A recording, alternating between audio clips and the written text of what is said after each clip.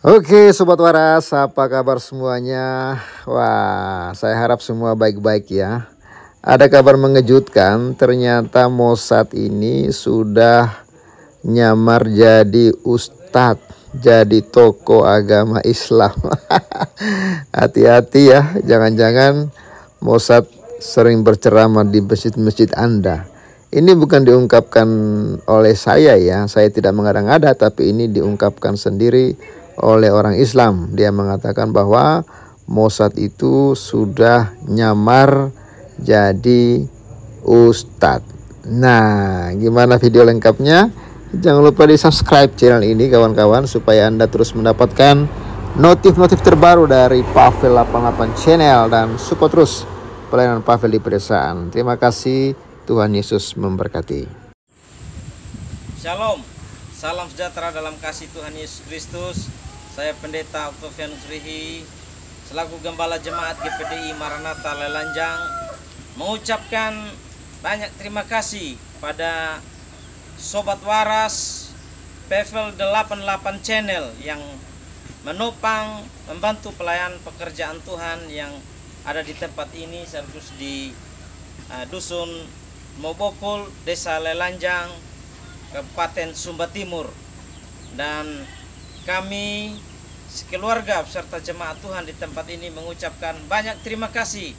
Dan dari tempat ini juga kami mendoakan Bapak Ibu kiranya terus Tuhan pakai untuk menjadi saluran berkat untuk hormat kemuliaan bagi nama Tuhan.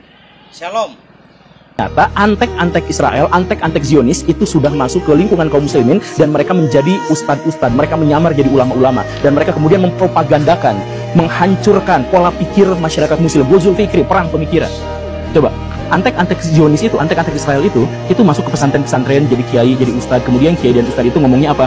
Ngapain belajar matematika? Itu kan gak akan dibawa ke akhirat. Ngapain juga kita belajar kimia? Itu kan tidak akan memberikan kita syafaat. Ngapain kita belajar ekonomi? Itu kan sepenuhnya adalah ilmu duniawi. Itu yang diajarkan, kan sekularisme itu, pemisahan antara ilmu dunia dan ilmu akhirat. Itu yang diajarkan, itu yang dipropagandakan, dan kita semua menelannya. Sampai ketika saya ngajak, ayo kita belajar sains, saya dianggap sebagai pro-Zionis.